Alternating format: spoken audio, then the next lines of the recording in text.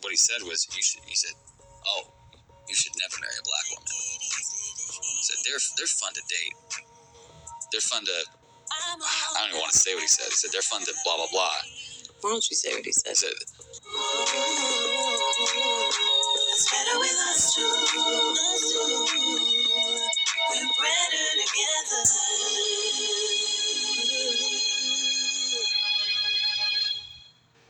welcome to Better Together, a podcast all about bridge building in every area of your life. I am Bryden Brett. I am Mina Thomas Brett. We are your co-hosts, the married couple of wonder.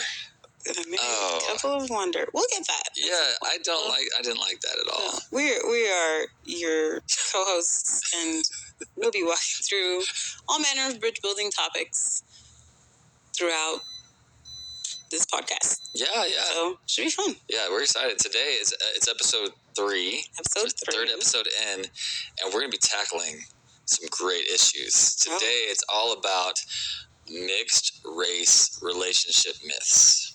Yes. All right, so there's so much to unpack here. We're going to be talking about assimilation. Should you marry outside of your race? Do racial differences make it difficult? Do we live in a post-racial society? Will racism just go away if we stop talking about it? Stuff like this. We are going to be digging in. It's going to be really good. I'm excited. Are you excited? I'm excited-ish. Ish? I'm excited. I mean, I guess I don't usually show my excitement, outwardly. So. Okay. Really? It takes a lot for it to, peek out. Okay. Because I think I have a false paradigm somewhere where it's like, if I get excited, then something can go wrong, and then I'll be disappointed. So I have to manage my excitement so that I manage my disappointment or my potential to be disappointed. Yes. And so when there are really exciting things going on, I can be excited, but it's always going to be kind of simmering below the surface because kind of waiting for the ball to drop. Right, because I'm waiting, it's like the just in case, like the what if, you let your brain go crazy on the what if. And I've been working on that. Yeah. So when people ask me if I'm excited, I have a hard time saying that I am. Yeah. Even if I am. So you're asking me, are you excited? I'm like, yeah. I mean, excitement, I don't know how to be excited and focus. So I feel like excitement kind of steals my focus sometimes. Sure. And so I try to be cautiously excited. That doesn't even it doesn't make sense. But I think you understand what I'm trying to say. I do. And I'm just like you, the psychologist in me is, assessing and analyzing, because I'm the same way. And I wonder, one of our friends, Taylor Church, who also does a podcast and is produced by our producer, Tommy, he was talking about love and pain, where there's great love, there of necessity will be pain, and I've assessed my life, because I just tend to stay even, don't get too high, don't get too low, right? And I wonder if that's actually good or not. I like staying even, but I also wonder if I'm investing enough, if I'm not feeling enough pain and loss, have I really invested enough love in the gain? You know what I mean? Yeah, that's a good thought. I don't know. I was watching this Sarah Jakes Roberts sermon, and she talked about. She said something. Let your mind go crazy in the direction of maybe. So we tend to go towards the what if. And she shared a scripture from 1 Samuel 14 where Jonathan says, maybe God will work for us. You know what I mean? And she said, let your mind just run wild in the direction of maybe, because maybe is enough, you know? And I think I stick to the what if, you know?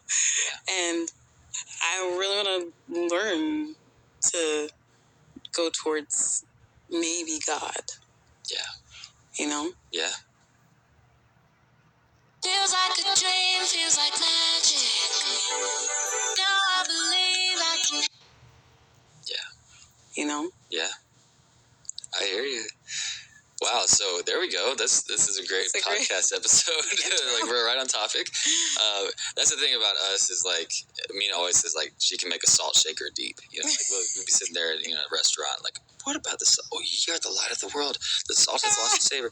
You know, like, we'll start going in on it, right? So, super deep. But anyway, all right, so let's get into the main topic today. So, there are a lot. If you just do like a Google search, like, you'll find all these mixed relationship myths. And I just want to be like super clear that before we dig into any of this, there's no like feeling from us. Like, I don't want anybody feeling like, hey, we've had such a hard time with like being in a interracial marriage, relationship, because honestly, by and large, like, everybody's been so accepting in church, in family, in society at large. But we have had some interesting experiences, and just a few, and there are some complexities, and there's some beauty that we'd like to discuss, because I think these are still relevant topics. I'm going to say, like, especially, I mean, this last little bit of time, what's going on, like, here in America with the election cycle, you can start to see that, like, you can start to forecast, and I hope it doesn't go this direction, but I've always known that 2024 could be a potentially really divisive year in our culture. 2020 was kind of unprecedented in many ways, but 2024, I don't know where we're going to land, but we can already start to see some of the patterns that are starting to play out, and race seems to always come to the surface, and I think it's going to become more and more of an issue. So we hope that the podcast, like, kind of gives some of our perspective, at least, that maybe might guide some thoughts and opinions on this topic as we kind of move into a potentially volatile cultural situation. You know what I mean? Mm-hmm. What are the mixed relationship myths that you've heard that you think would be fun to talk about today, or useful? I should say fun, but yeah, like, useful. Like, what are the biggest ones that you've heard or that we've dealt with? That we've dealt with? Well, one that we've dealt with is, like, don't marry outside of your race because marriage is already hard enough. Mm-hmm. Without adding the racial differences. You add the racial differences and it just becomes that much more difficult to maintain a relationship and stay married. Mm-hmm. That's one that I've heard a few times from our family members. It was just like, well, you just don't do that because it's more difficult. Particular family members. Not all of them. Not all, right, yeah, right. But from family members, we've heard that. Mm-hmm. Do you want to unpack that one? Sure. No? Or we can. Okay. I was looking into this in preparation for this topic, and which, by the way, like, we don't do any, like, sync up. We just say, hey, this is the topic, and then we prepare individually. So this is always, like, off the cuff, very organic, which I love. So I'm excited to hear what you have to say. Yeah, I was looking into just some of the things that interracial couples face, or people think they face, or people report that they face, just as a way to try to understand what other people in our position go through, and what even some of the studies and scientific data would say about some of the things that have been reported. And I came across this article that was talking about the rate of interracial marriages, the rate of divorce in interracial marriages. Is it higher or lower than the average? That's interesting, because it depends on which angle you're looking at it from, right? Because Caucasian marriages, where it's two Caucasians, their rate of divorce, or their rate of staying together, I think, over a period of 15 years, they did this study where they followed a diverse group of couples over 15 years. And the rate of the Caucasian couples of like thriving relationships, or at least relationships that stayed together, was like 66%. In Caucasian couples? Yes. Okay. And then I think it was Black couples was maybe in the high 40s percent of staying together. And then, and I'm not entirely sure. I think it might have been 49% or something like that. But then when you get to interracial couples, the rate of them staying together is 59%. So if you look at it from the white perspective, it's a decline. But if you look at it from the Black perspective, it's an increase. Interesting. And so it's like, yeah, it's really interesting. Read that how you will, right? Right. Yeah. So one of the things that they cited in the reasons for divorce in interracial couples is the cultural differences and not being able to coexist with those cultural differences, and even, you know, create an individual family culture that kind of synthesizes the best of both of your cultures, so that you create something unique among your own family unit. And I don't know, I just found all of those statistics and different data interesting, because I have never really thought about the divorce rate in interracial marriages or anything like that. So it just got me thinking that in some cases that what we would call a myth is not entirely wrong. That introducing more problems on top of the already, you know, existent problems in a regular marriage between two people who are in the same race or ethnic group, it does add some difficulty that maybe other couples wouldn't face. Gotcha. Now, problems with, like, you're saying, like, what are you saying is a problem? Like adding problems? I just want to make sure I'm clear. So, like, you know, is it a problem? Like, you're just talking about the differences? Yeah. Okay, so just layers of complexity, so not... Yeah. Right, okay. Well... Or whatever. What are the major things that people report when it comes to divorce? Like, a lot of times it's just like irreconcilable differences, and then or money, sex. Right, and sex. Those are the major stressors in relationships that kind of cause them to go off the rails. Yeah. And so then you add cultural differences on top of that. Right. And if you aren't able to get through the basic things that couples face, that all couples face.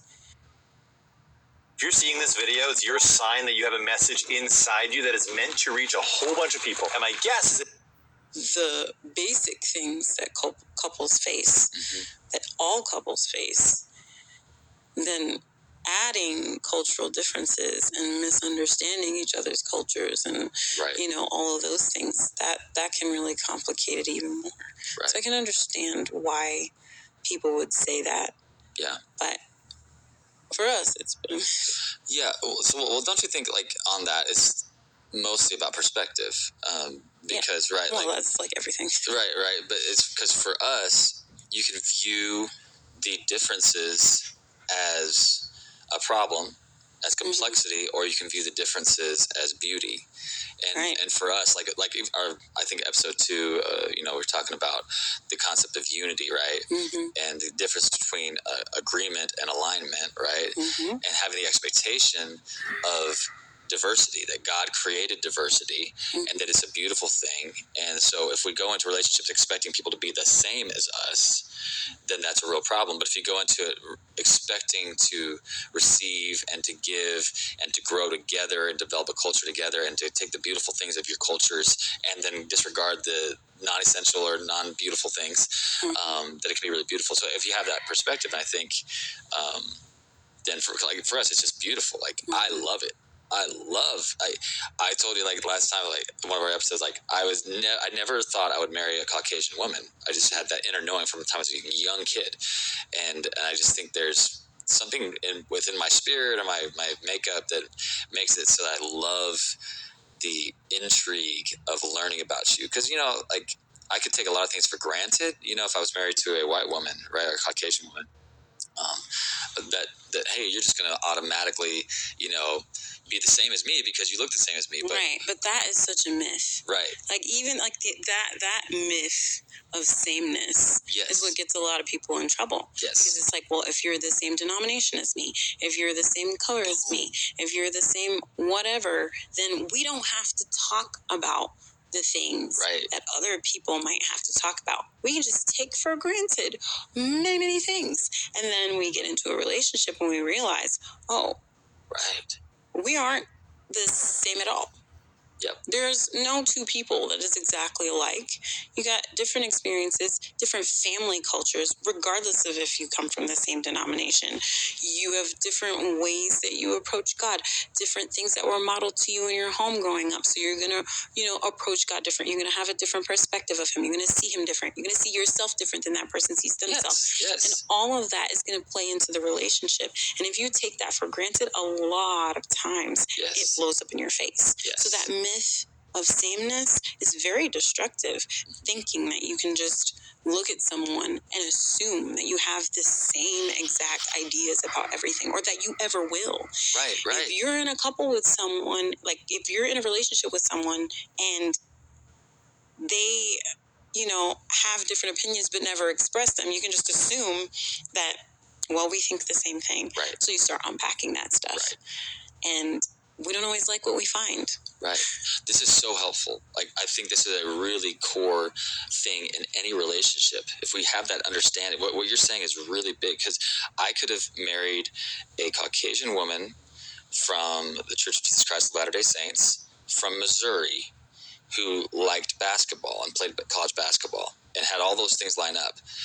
And we are still going to be massively different because there are different flavors of Latter-day Saint. There are different flavors of basketball, different flavors of Missouri, different flavors of Caucasian. Of Missouri. Right? Hilarious. You know what I'm saying? And just because, for instance, like denominationally, right? Like you could say, I'm a card-holding member, card-carrying member of this denomination, right? But just because you have the title doesn't mean you believe everything within the theology of that or the doctrine of that organization even, right? And you talk about like selective atheism, right? Like we can say we believe even the word of God, but there are areas of unbelief. If we believed everything in the word of God, our lives would look drastically different. Exactly. Right? So those areas where we have unbelief, we're actually there's atheism there because we don't actually believe God. We don't actually trust God, take him at his word, right? So we are all in this growth cycle and trying to become people of wisdom and understanding and more, like the scripture says, attaining unto the measure of the stature of the fullness of Christ. Like that we're all on that journey, right? And so we're all slowly integrating different truths into our lives and getting rid of the error, right? And so it's just a falsehood to believe that someone's going to be the same as you just because they have the same label as you or they look the same as you. You know what I mean? And so, man, okay. They say looks can be deceiving. Right. And don't judge a book by its cover, all that stuff. Like, right. Those euphemisms exist for a reason. Yes. Now they become overused, but that doesn't make them less true. Right. We talked about on a previous pod, color blindness, and I just think it bears repeating that I believe that you need to get to know, some people say, don't get to know the color, get to know the person. And I no, get to know the color, and the person, because the color's a part of the person. And just put the person color, put person first before the color, like switch them, Exactly, like, right?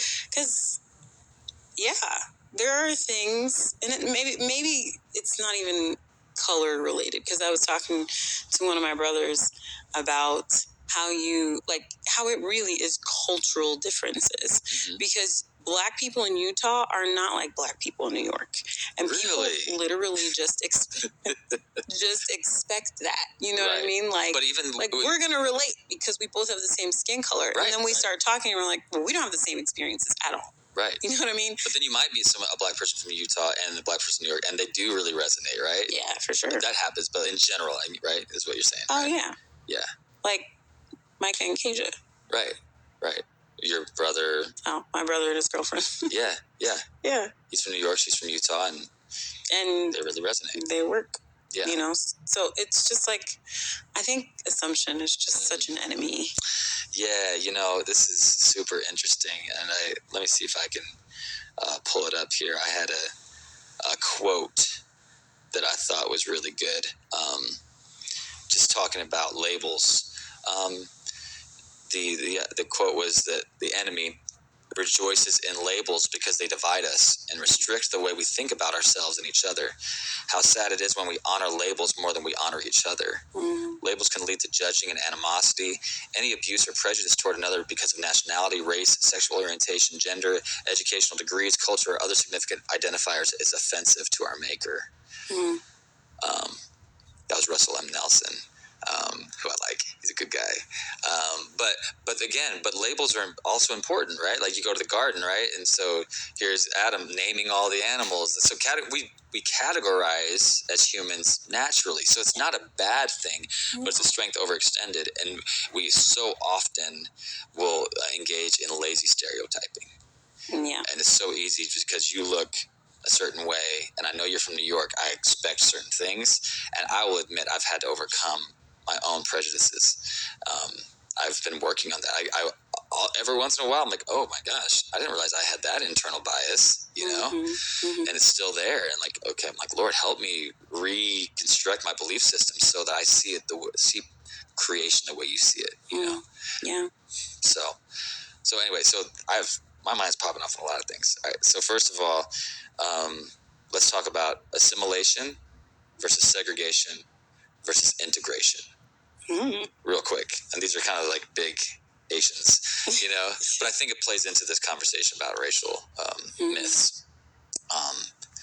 So I think Martin Luther King Jr., he said it best. He said, like, back in the day, he said, certain people want segregation and certain people want assimilation. The typically majority culture, right, is going to require assimilation into your culture. So you and other people of color know very well the concept of code switching, and that in a predominantly white or Caucasian culture, Western European culture that America has been historically, that the culture, you feel like you have to fit in. So you have your own subculture where you can be yourself, but then you have to switch a little bit, right, to fit into the broader culture. And assimilation says, hey, everybody needs to assimilate to the broader majority culture and be more the same, right? Segregation then says, no, let's stay apart. And what Dr. King was all about was genuine integration, where we integrate Black and white and all of the different ethnicities and cultures into something beautiful that would recognize our differences and the beauty of them, but also celebrate what we have in common. He called it the beloved community. That was his end goal. That's his end game with everything. So I'm just curious, what are your thoughts on those three ideas, segregation, assimilation? Because actually they're still prevalent today. Oh, yeah. They're still there. There's an undercurrent of all three. Assimilation is so prevalent that they had to pass a law giving Black women permission to wear their natural hair in the workplace. Right. That's wild. Yeah. Right. Because white women get to wear their natural hair. You know? But no, a Black woman has to straighten it and has to do these things because it's not viewed as professional to have an afro. Right. Or to have, kinky twists or whatever the case. Like, you have to assimilate to the business environment. Like, that doesn't look professional. Right. Who decides what looks professional? Right. The majority culture. And so assimilation is necessary for, and we always kind of feel like that. Like, I have to look and sound and be a little bit more like you, code switching, all the things. Like, everybody has a telephone voice. Everybody. Right. Not just Black people, white people too. But the Black people telephone voice sounds a lot more what someone would call professional than, you know, what we would speak to each other with. Right. And so assimilation is definitely one of those things that can be stifling to the soul, because... Did you know you can use your vision benefits online? Befitting.com carries brand name eyewear and contact lenses that can be stifling to the soul, because you constantly feel like who you are isn't enough, or isn't right, or isn't acceptable, and you have to present this whitewashed version of yourself in order to make any progress, in order to get ahead anywhere. And what we might consider formal or respectful or any of those things, or modest, or any of those things, they are they often have to be sacrificed in order to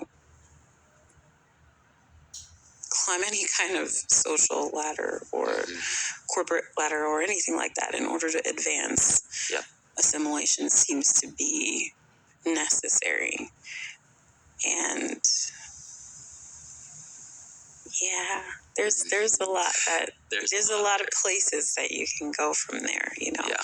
Because if you decide, I want a better life for myself, I'm gonna go do what I have to do to make progress, then the people who decided to stick to their guns, stick to their culture, and not assimilate in any way, and, for lack of a better term, segregate, those people then ostracize you. And so you kind of are in limbo. You don't have a place because you don't fit with the culture that you've tried to assimilate to, no matter how much you try. There's always just a little bit of a separation from that culture. You're not really allowed to assimilate. That's the thing about assimilation. It's like it requires this homogenous, like, you know, overall blanket look and act and speech, but you don't ever really actually assimilate. You always kind of stick out a little bit, you know, and then when you go back to the place you came from, you don't fit. And it's just a weird limbo thing. And segregation. Segregation the answer then? Segregation is, I don't think segregation is the answer.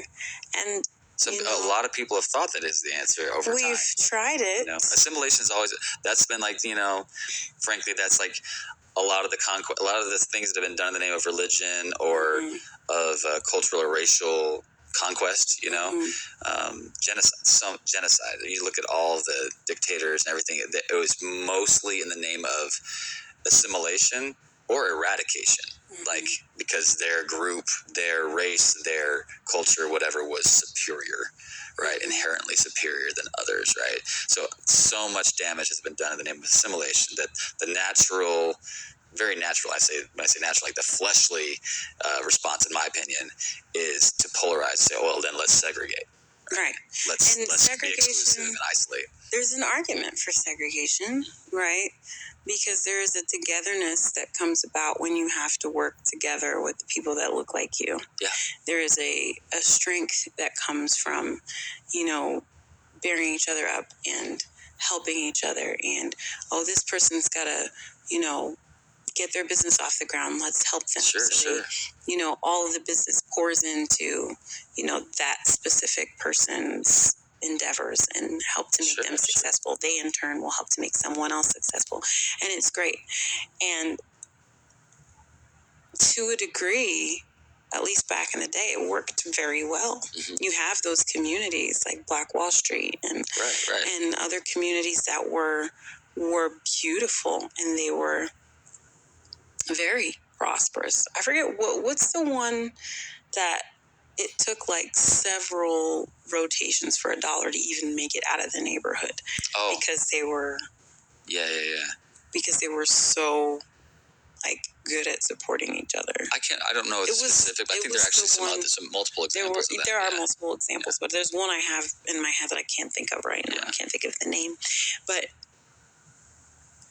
those are the places that, because they were so prosperous and the white people outside of the community were not seeing any of their business or any of their money, they weren't seeing any of that revenue, and they saw the prosperity that was in that place, and they were jealous, and they came and destroyed it.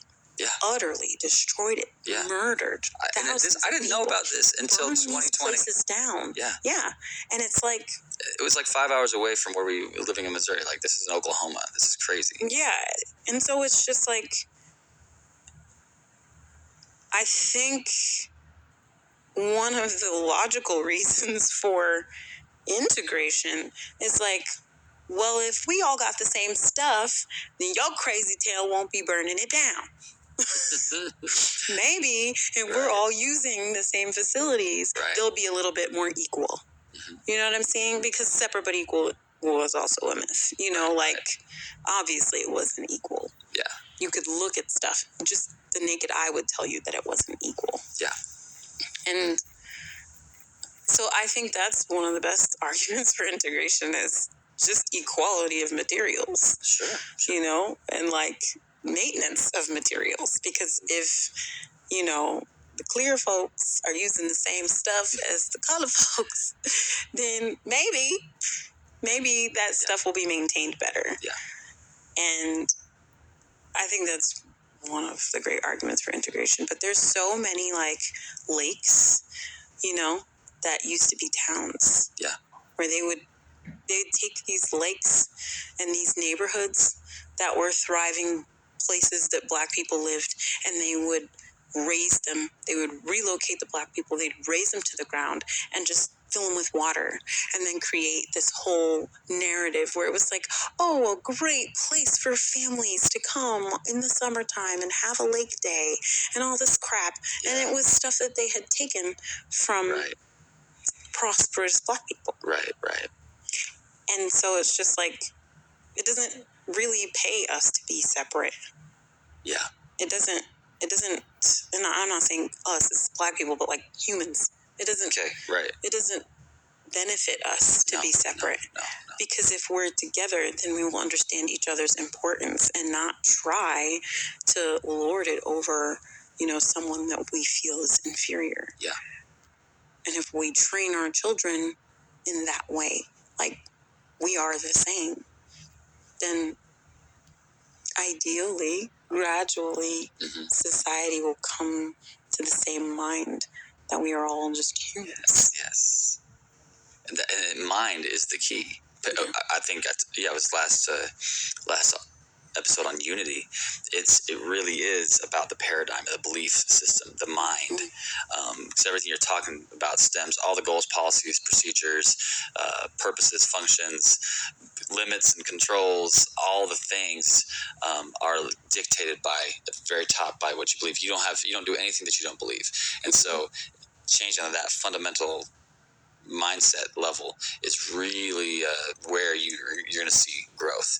So policy level affects us, but policy, you can't, Martin Luther King said, you can't legislate the heart. You can't legislate the heart. Can't legislate the heart. So so I think what you're saying is really, really valuable.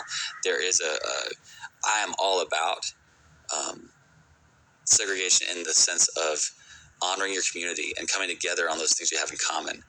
But to do that exclusively, where we just separate as humans, that's not pleasing to God. There has to be a way to maintain and honor the culture that makes us who we are without assimilating. And I think the only way is integrating. where we honor each other's cultures. Yeah. You know? So often it is about the subculture learning the dominant culture. And finding ways to fit into that. Yeah. But right. I think if we did it for each other, it would be less daunting. Yeah. You know? Oh my gosh. There's so many things swirling through my head. Yeah, I know. And we're supposed to be talking about mixed race relationship myths. Which we are, because you said you shouldn't marry outside of your race, right? Like, that's the myth. Right. Well, the myth is race. Yeah, come on. Right, wait one second. Before we go there, we got to go here real quick, because I just want to wrap up what we're just saying on the segregation, assimilation, and integration thing. Martin Luther King Jr. said that he was talking about communism and capitalism at the time, which were big hot button issues. And he says, communism forgets that life is individual. Capitalism forgets that life is community. We need a higher synthesis of the two. And I think that's the integration. It's bringing individuals and community together into a multi-ethnic family. That's God's heart. In the book of Revelation, it talks about when he comes again, it'd be people of every nation, tribe, and creed, and tongue. Not creed, but tongue. That's not what the Bible says. But everybody at the feet of Jesus, and worshiping, right? So it just paints this picture of this multi-ethnic family of God. God having created the diversity, but at the end of the day, we are all God's children. We're all humans. And so we'll get into the concept of race here in a second. The other thing that I think is really key in that conversation is Ibram X. Kendi said that his view in the final analysis of racism was that racism as a system has been kept up not because of greed or a desire for power, but he said what supersedes that is what he called unintelligent self-interest. If you're getting frustrated because your insurance won't cover your weight management meds, it's time to make the best decision ever and switch to Allen Med. Because people are self-interested, but they think that segregation or assimilation will serve their interests best. So it's unintelligent self-interest. What would actually serve everyone's interests best, including their own, including those who want power, would be to integrate. That would be the best thing for everybody, including themselves. But it's unintelligent self-interest that causes you to segregate or to assimilate or to exercise power or superiority over another person or another culture. So I think that's valuable. So those two viewpoints, right, I think support the idea of integration, and I believe where God wants to take the family of God. So you shouldn't marry outside of your race. So let's talk about race for a second, because race is a myth, and this is I'm big on this, and there's so many thoughts. Oh my gosh, I did not anticipate that this would lead here. We're gonna have to do a multiple part on this one probably, because we can go for a long time. Maybe. All right, so race. What are you want to go there? You want me to go there? What do you want to do? Because I feel like you have thoughts. Well, I know I do. I know you do. I was just gonna say, I actually there's this movie that comes to mind that I was kind of obsessed with, and it was before I met you. I just really loved this movie, and I think it's because Sanaa Lathan is in it, but it's called... Whoever that is. You don't know who Sanaa Lathan is? You know who Sanaa Lathan is. Yeah, maybe if I saw... Her. See, I don't know. How do you know this? We've talked about this before. Okay. There's this movie called Something New. I made you watch Something New. I think. Oh, yeah. You made me watch that, yeah. Oh, yeah. Is she the main... Yeah, she's the main character. Sorry, Sanaa. I love Sanaa. I know we'll meet you someday, Sanaa, and I apologize. I didn't know who you were. I'm so sorry. Anyway. I had to say it to the camera. Okay. Anyway, in the movie... She has this, she calls IBM, her ideal black man. And she has a list, and, he's got to be this and he's got to be that. And then she meets a guy who's a landscape architect. She's a businesswoman, so she wants to marry somebody who's in business. And, she wants this and she wants that. And she meets this guy who's like, she thinks he's just a landscaper. And he's white. Mm-hmm. And so he kind of on the outside looks very opposite of what she wants. So she's just like, I don't know. But they're actually, I think they're set up on a blind date. Like a friend of hers is like, oh my gosh, I know somebody who would be perfect for you. And she's like, okay, fine. So she assumes that this person is setting her up with someone black. She gets to the blind date and she automatically dismisses him because he's white. And she even like acts extra black. You know, I put that in quotation marks for those people who are listening. But yeah, she just, you know, hey brother, how you doing? Every time she sees a black person, you wearing them dreads, girl, you know, like just really just hamming up the whole I'm black, you know. And he sees right through her. And she hates that. Right. He's like, you're acting extra black because you see me sitting here, you know, kind of thing. And she's like, what? You know, he calls her out and she hates it. And then they meet again after that. They keep running into each other. And she's like, oh, this landscaping is awesome. Because she goes to her friend's house and she's like, oh, I'm going to connect you. It was the guy, but you can have his number. Look. And they meet each other and she's like, well, you can be my landscaper. That's fine. So she hires him. Okay. And yeah, she realizes that she's attracted to him. And so over this whole, you have to watch the movie if you haven't seen it. It's good. Over the course of the whole movie, she realizes that what she thought she wanted is not what she thought she wanted. Mm-hmm. But she sticks to her list instead of choosing the person that makes her feel the most loved. And she, there's one point where she kind of has like a mental breakdown and her father realizes that's what's going on. So she goes into the bathroom and her father follows her and he's like, what's wrong with you? You know, he's like, actually, I know what's wrong with you. I don't know why you're so worried about this. He's only white. He's not an alien. He's not a Martian. Mm-hmm. People like to act like, you know, purity in bloodlines is even a thing, and it's not. Right. He's like, if you love the person, that's really what matters. Like, it doesn't matter if he's white or black. He's not an alien. We're all human. And I think that was something that impacted me, and I didn't realize that it did. Because I think I always assumed that I would marry someone black. Yeah. I never had I'm not going to marry a black person. Right. You Although know? you did like Justin Timberlake and Richard Gere. I did. I honestly didn't. I never really discriminated with who I thought was attractive or who I thought was handsome or interested in. You know, I dated a bunch of different kind of guys from different ethnicities. So it wasn't like, oh, I only have to. But I just never really thought about, like, when it came to being married, I just assumed I'd marry someone black. I always did. And because I'm a Big Daddy's girl, and, you know, my dad's a tall black man. So, you know, you just expect to go after the packaging you're used to. Yeah. And so you were not on my radar at all. Mm-mm. But something about that, what he said in the movie was like, it stuck with me. That we're all people. We're not aliens. Like, he's not an alien because he's white. Like, I think I needed to hear that, and I needed to internalize that. Even though it was silly and it was a movie, it was still impactful for me. Yeah. And I found this quote by Malcolm X, which we never give Malcolm X credit for saying this kind of stuff, because it's always like militant, like stay away from the crackers type of situation. And nobody talks about the conclusions that he came to towards the end of his life. Right.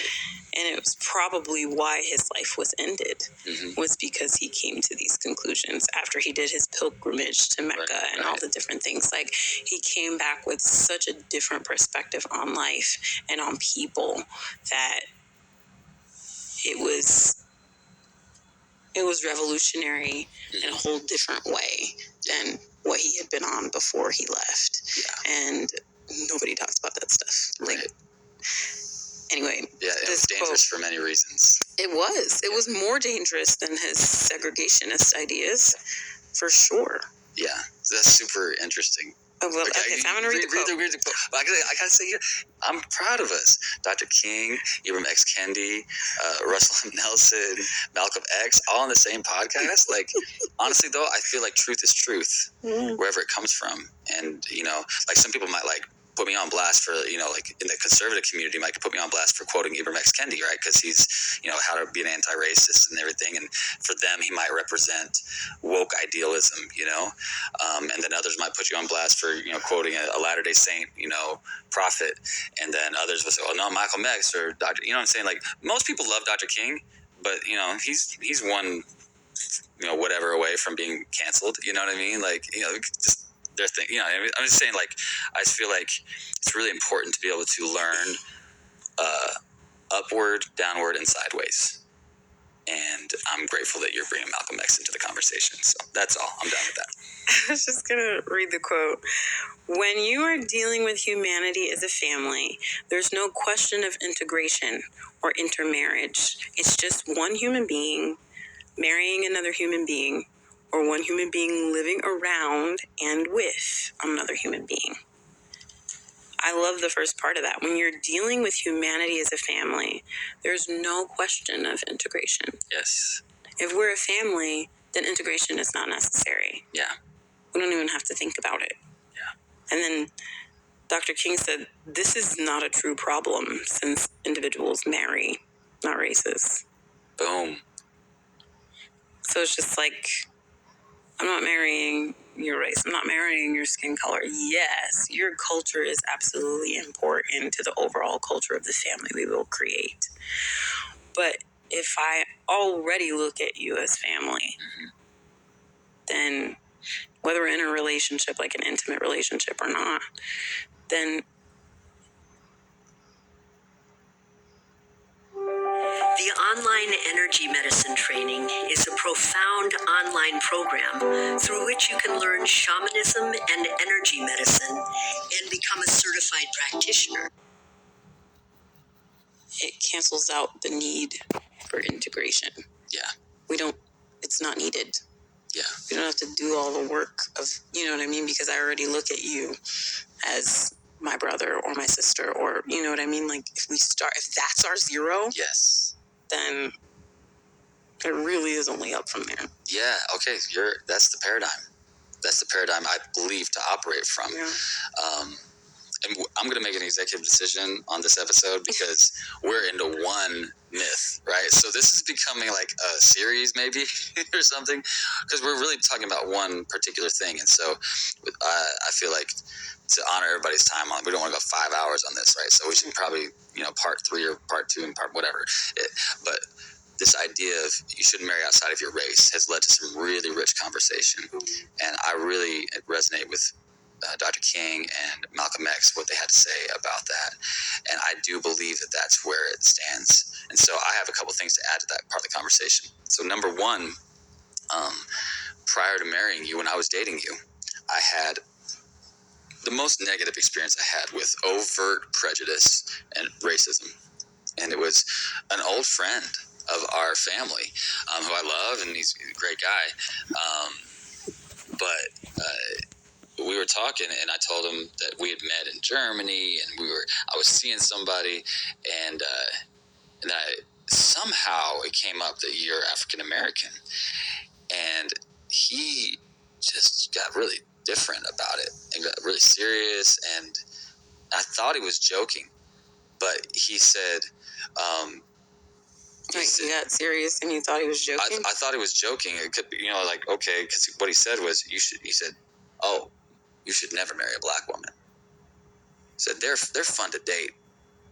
They're fun to, I don't even want to say what he said. He said, they're fun to blah, blah, blah. Why don't you say what he said? He said, they're fun to fool around with. Okay. But you shouldn't marry them. I was, and I was like, yeah. And he was dead serious. I was like, okay, wow. That mindset exists still? That was crazy to me. You see, as a white guy, you have the luxury of thinking that people don't think like that anymore.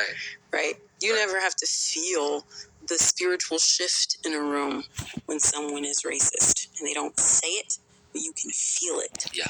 Yeah. You don't have to feel it. You don't even know how to detect it. Right. That's why a lot of times people will say, well, I don't think, like I've had so many times where people have dismissed what I felt. Right. Because, I mean, you've done it before. Yeah. Yeah. Like, because you just didn't feel it. Yeah, I appreciate that. Yeah. But it's because you have no frame of reference for it. Right. Like, you're just saying, like, I thought he was kidding. There's no way this guy is serious in this day and age. Right. Are you kidding me? And there's so many people who think that the racism in people's hearts doesn't exist anymore because we've changed legislation. Right. Like, it's amazing.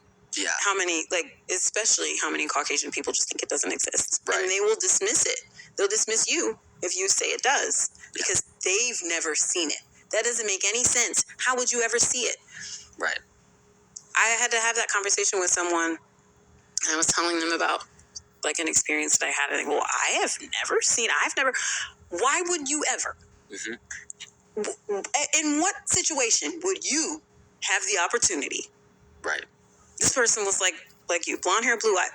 When would you have the opportunity to experience racism? How? Yeah. What do you mean? Does it? Yes, it still exists. And even if it's not written down, even if it doesn't reflect, like the people who are in charge of carrying out the policies can choose not to simply because their hearts don't align with what's written. Yep. And the closest thing that I could possibly relate to on it is my denominational affiliation, my religion. Mm-hmm. I've grown up with a chip on my shoulder.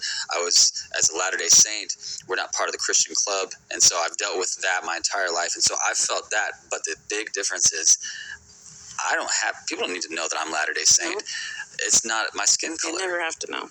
It's not my skin color. Yeah. You know, you don't get to take this skin color off. Nope. And so that's one of the things that I try to emphasize when people try to equate it with other things. It's like, I understand the struggle that you have had to. It's valid. Yeah, it's valid, and I'm not invalidating it. Right.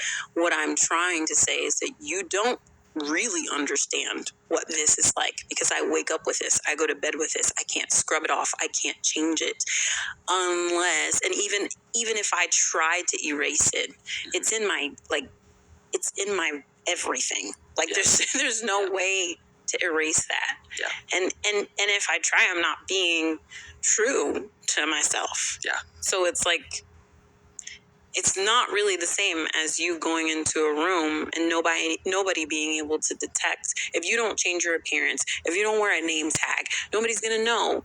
If you don't wear your suit and look a certain way, have your name tag on. If you walk into a room looking like this, nobody's gonna know you're Latter-day Saint. Right. I've had 3 experiences in the last 24 hours where people didn't know, and they started talking to me about Latter-day Saints. It was so funny, right? Wait. In the last 24 hours? Yes. Tell me about it. Oh, no. It's not, anyway, it was funny. I was talking to this one lady because we did a King Will Come. We're part of a worship collective called the King Will Come, and we did an event, and I got to talk with her afterward, and we just moved to Utah, and so she was the sweetest lady, and I love her, and we're going to be friends for a long time, but she didn't know I was Latter-day Saint, and so she starts talking about her church and says, hey, we do all these things, we do these great classes on, transitioning to Utah, and what it's like to live in Utah, and how to deal with Latter-day Saints. And did you tell her you were Latter-day Saint? Eventually I did, yeah. What did she say? What was her reaction? It was fine because I actually love letting that discomfort stay there, because they've experienced me. They now know, they've seen that I love Jesus, that I truly follow him, I try to, and that I have love in my heart, and they experience that, which creates dissonance from what they're seeing compared to what they've believed or heard. And I love creating that dissonance because that's how a bridge is created. Right? So I love letting it sit there for a little bit because... Tension bridge. Right? Yeah. So there's an intentionality to that because I've learned that dissonance is where growth happens. And so I don't relieve people of that immediately, I let them deal with this. Well, he's this way. And you have 3 choices at that point. You have 3 choices. You can either neglect the evidence completely, You can chalk it up to the devil. You know, you can demonize the person, or you can say, wow, I'm going to synthesize this into my belief system now, that maybe, just maybe, at least this Latter-day Saint loves Jesus, you know, and maybe then other Latter-day Saints can love Jesus. You know what I'm saying? Right. Yeah. So anyway, I have had those experiences, but where was I going? Back to the guy. Back to the guy. Okay, yeah. Sorry. So he said, "You never marry a black woman. Right. It's better to fool. Like, it's cool to fool around with them, but you never marry them." Right. And so you said, were you angry? I was. And what did you do? What did you say? What was your response? Oh, because I left the situation. I stood up. I just said, "You're wrong. I love you, but you are wrong. That is, I can't believe you're, like, I can't even remember what I said, but I was actually very uncharacteristically direct with him." I'm always shopping the Real. They drop over 10,000 new arrivals every day from luxury brands I'm obsessed with. Gucci, Rolex, Prada. Actually very uncharacteristically direct with him. Because that was just such a false way of thinking. Yeah, a lot of times people are so stunned when they first come in contact for themselves with that kind of thinking that they don't know what to say and they don't have a response. And then after the fact, they're like, well, I should have said this and I should have said that, you know. So the fact that you refuted it right there in that moment is uncharacteristic of you. I wasn't. And I don't remember you even telling me that you did that. I wasn't messing with that guy. Anyway, still love him. I can. Listen, my man don't play about me, okay? So, anyway, so I've had that experience. And then the other thing I want to contribute to this idea of you shouldn't marry outside of your race is just the concept of race overall. Okay. I believe that these labels that we have are a reality, but they are not biology. They're a reality, but they're man-made social structures. You're no more black than I am white. It's color-wise. Right. We are literally... This is black. All different shades of brown. This is white. Right? And the concept, there are different theories on where it really started, but I think, don't quote me on this, but Johann Sebastian Blumenbach wrote a thesis on the categorization of species, and it's from that stemmed black, yellow, red, white, brown, based on different parts of the world. And then there was a superiority, a hierarchy that was established, of course, black Africans being on the bottom of that hierarchy, and he published it, and later on he did a revision and recanted pretty much everything, but it was too late. It was already out, and so the categorization happens. So I believe black culture is important. I believe white culture, because those are the labels we're dealing with, but ultimately it's not about race. These are social constructs that were somebody else created, and biblically ethnicity is a thing.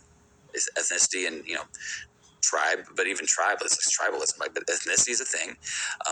DNA is a thing. But I had this on DNA. I think it's really cool. There was an amazing special quite a while ago called Race, The Power of an Illusion. And it was really interesting. It says they did a lot of studies, and they said the idea of race assumes that simple external differences rooted in biology are linked to other more complex internal differences like athletic ability, musical aptitude, intelligence. This belief is based on the idea that race is biologically real. All of our genetics now are telling us that that's not the case. We can't find any genetic markers that are in everybody of a particular race and nobody of some other race. We can't find any genetic markers that define race. Love that. And it goes on. There's as much or more diversity and genetic differences within any racial group as there is between people of different racial groups. So the reality is they did this. It was crazy. Putting that another way, like a black young lady from Salt Lake City, Utah, could be more genetically similar to a white young lady from Norway than she is to her black friend at school. Genetically. Like, we are so much more similar genetically than we are different. And the genetics, the DNA markers, the contributors to skin color make up a finite percentage of our genetics. The external part, it's all about melanin. It's all about where your ancestors, originated and so forth, right?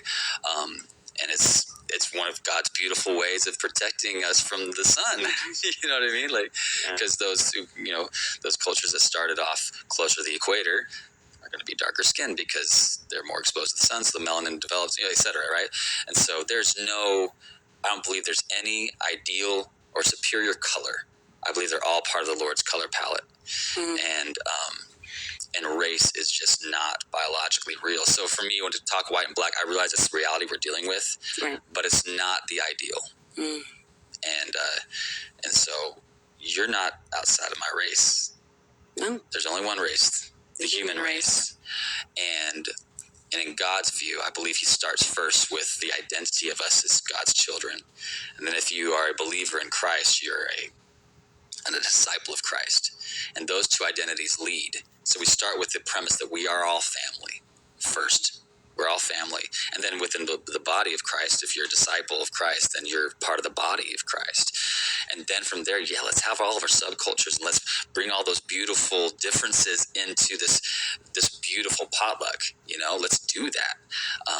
But don't start saying I'm a white Christian or I'm a black Christian. The black church, the white church, that has really separated the church. And then it's done on the macro level globally. It's done the same thing. And so when we go into schools, my buddy and I, Aaron, and we teach unity, that's the first principle, is to recognize that we are all family. We have to view this world as what Dr. King called a global village, a global house, one world house. And he said, technology has made of this world a village. Now it's up to morality and spirituality to make of it a brotherhood. We're never going to be separate again. Segregation probably will never exist because I can FaceTime someone in China right now, thousands of miles away. So technology has made it impossible that we're ever going to deal with people who are exactly the same of us. We're always going to be dealing with people who have different languages, different skin colors, different beliefs, believe in God, don't believe in God, different political persuasions, all this stuff. And so the question isn't how can we get everybody to do the same, but how can we live together in harmony? And I think if we view each other as family, that is ground zero. Okay, so I have a question. Okay. Can you be in an interracial relationship and still be racist? Absolutely. Maybe No that's for another topic for another time. Yeah. You can be racist, or at least have prejudice and bias. Because we're not even really dealing with the different definitions of racism on the individual macro level, but I think, absolutely. And I'm definitely, I've seen it. So have I. Yeah. I know someone who, she's married to a black man, but you can tell that she very much is married to that black man. She doesn't really have much interest in his culture, and she's very biased when it comes to other black people in general. Mm-hmm. She's not interested in even changing it. Yeah. She's very settled in who she is and how she believes, and you can tell in conversation with her. Yeah. And in the way she treats, like she has no interest in learning about people of other cultures. Wow. You can tell. Yeah. And it's like, wow. And she just makes assumptions about other people of color. Like and it comes out in her speech. No one corrects her. She just, she has children with this man. Wow. But there's no effort on her part. Yeah. She's definitely on the I don't see color. Right. Yeah. Which we talked about this on the other pod, like the idea of the expanding paradigm. When you feel like you've arrived, that's the minute you've departed.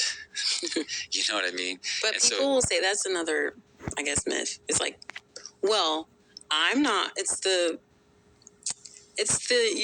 quintessential example. Like, I'm not racist. I have black friends, Well, I'm not racist. I'm married to a black man. I have black children. Yeah. And it's like, yeah, but you're Your behavior is suggesting something else. You know what I mean? Right. That's what I'm saying. It seems like this particular individual perhaps has accepted certain things as true and is not willing to expand the paradigm. Yeah. Right. So I was talking with my friend about this the other day, and as Christians, or it's just as a human, ing really matters. Ed is not the, what is it, the suffix? I don't know what it is. At the end of a word, right? It's not ing is what life is all about. Growing, expanding, not grew, not growed or expanded. You know, like if you put an ed on something, then you put yourself in a box, and we have to continually be willing to expand our understanding, our perceptions, and our acknowledgement of beauty and truth, you know, and challenge our belief systems. But that's work that not a lot of people want to do. No. You know, so anyway, this has been good. I know this kind of took some lefts and rights that we weren't planning on, but I think we want to keep this topic up. So there's one thing that you want our listening or viewing audience to take away today. What's that thing for you? Take away. What do I want you to take away?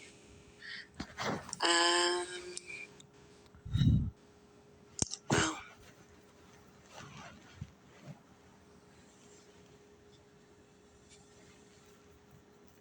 I think one of the things that sticks out to me is just the idea of paradigm shift. Mm-hmm. Don't be afraid to change your mind. Don't be afraid to change what you think you know, to adapt, to take in truth and challenge yourself to deal with the lies that you might believe. Not just in your relationships, in your intimate relationships, but literally about everything. Paradigm shift, it leads to elevation if you let it. Amen. If you let it, paradigm shift transforms or has the ability to transform your entire life, because your paradigms are what determine how you live. Yes. If you allow your paradigms to be challenged and changed, it will transform you for the better. And it'll transform the world around you. Yes. Because you've transformed. And so it's a continual process, because we have paradigms about any and everything. And if we allow those things to be shifted and not set in stone, if we allow ourselves to be the organisms that we are and not exist as a stalwart organization. Right. You know what I mean? With no room for fluidity. With no room for growth, with no room to stretch, then we do ourselves a disservice. If we allow the very elasticity of our brains to do what it is supposed to do and change and adapt to truth the way it's meant to.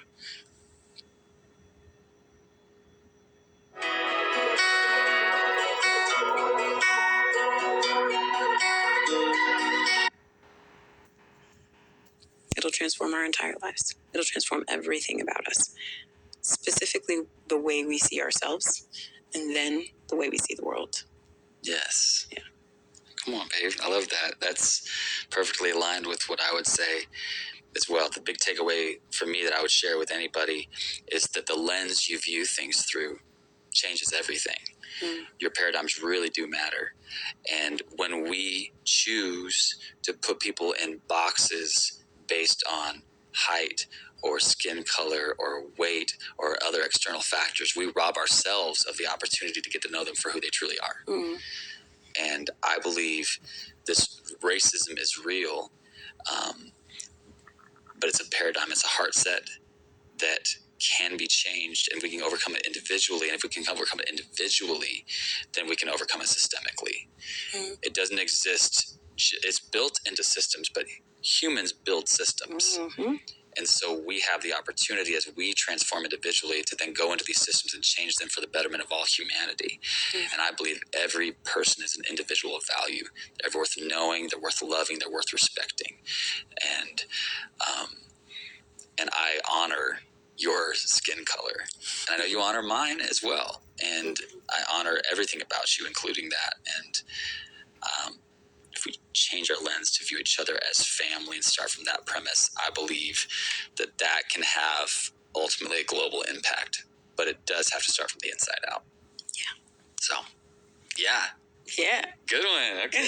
All right, guys, if you're still listening or watching this, we just want to say thank you because you didn't have to stick around, and we're really grateful that you did. Amen. We are very passionate about building bridges in every area of our lives, and we want to encourage you to do the same. We want to walk next to you as you do that so that we can walk into an environment and create an environment of unity, transform the world together.